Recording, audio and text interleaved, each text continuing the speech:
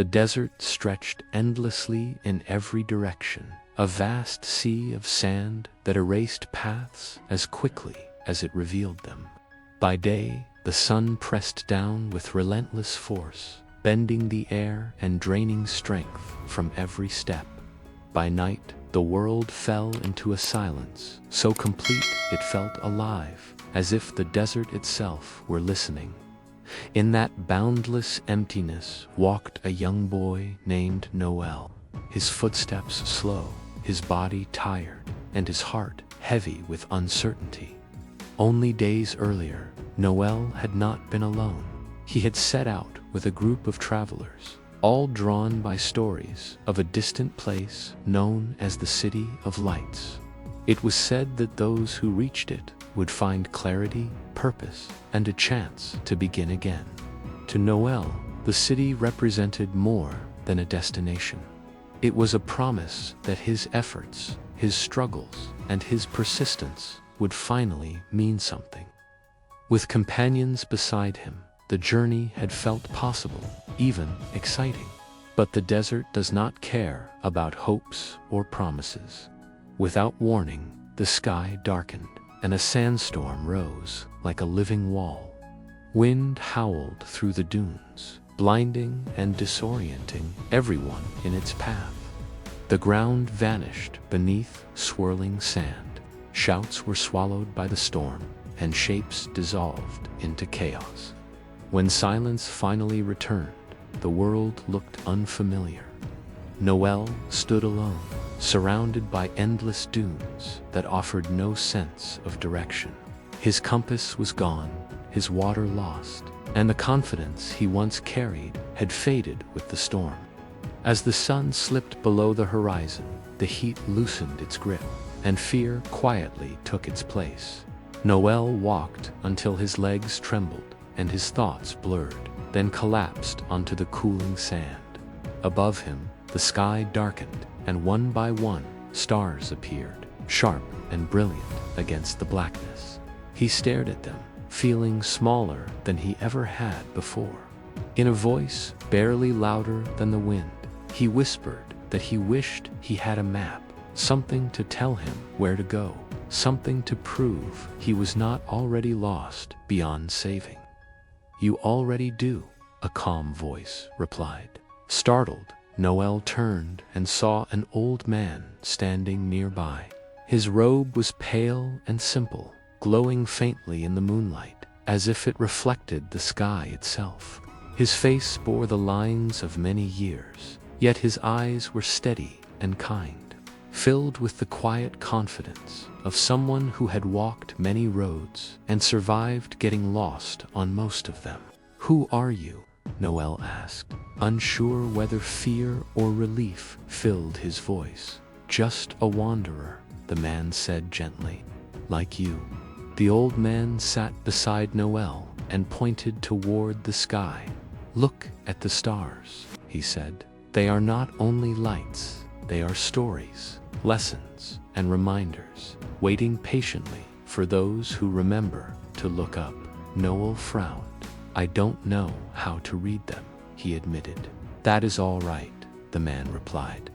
"Very few people do anymore. But tonight you will learn, slowly." The old man traced invisible lines between the stars, shaping them into figures that seemed to move within Noel's imagination. First came a lion, strong and grounded, standing firm against unseen threats. Then a bird appeared, wings spread wide, ready to rise beyond the limits of the desert. Finally, a mountain formed, tall and unmoving, enduring storms without resistance. "The lion teaches courage," the old man explained. "Not the absence of fear, but the choice to keep moving while fear walks beside you.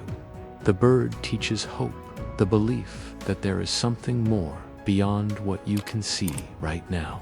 And the mountain teaches patience, the wisdom to accept that some journeys unfold only in their own time." Noel listened, something deep within him beginning to settle, and together he asked quietly, Together, they formed the map of stars, the old man said. Not a map for the desert, but a map for the soul. When the world takes away your directions, this is what remains. For the first time since the storm, Noel felt his fear loosen its grip. So it's not about where I'm going, he said slowly. It's about who I'm becoming. The old man smiled. Exactly. When you feel lost, don't ask where the road is. Ask what this moment is trying to teach you. They talked through the night. The old man spoke of journeys begun with certainty and ended in doubt, of wrong turns that led to unexpected wisdom, of losses that carved space for strength to grow. Noel listened, realizing that being lost was not an exception to life, but a part of it. When dawn arrived, exhaustion finally pulled him into a deep, peaceful sleep. When Noel awoke, the old man was gone.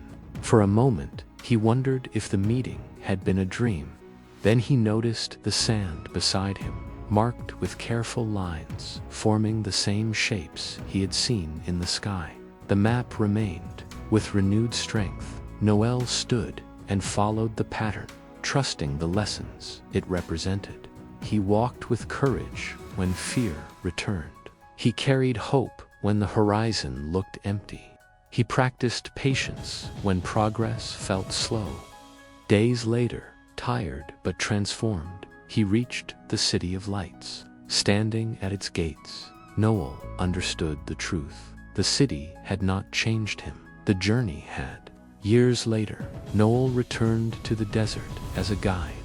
When travelers grew afraid, he pointed to the sky and reminded them that the stars shine brightest when you feel lost.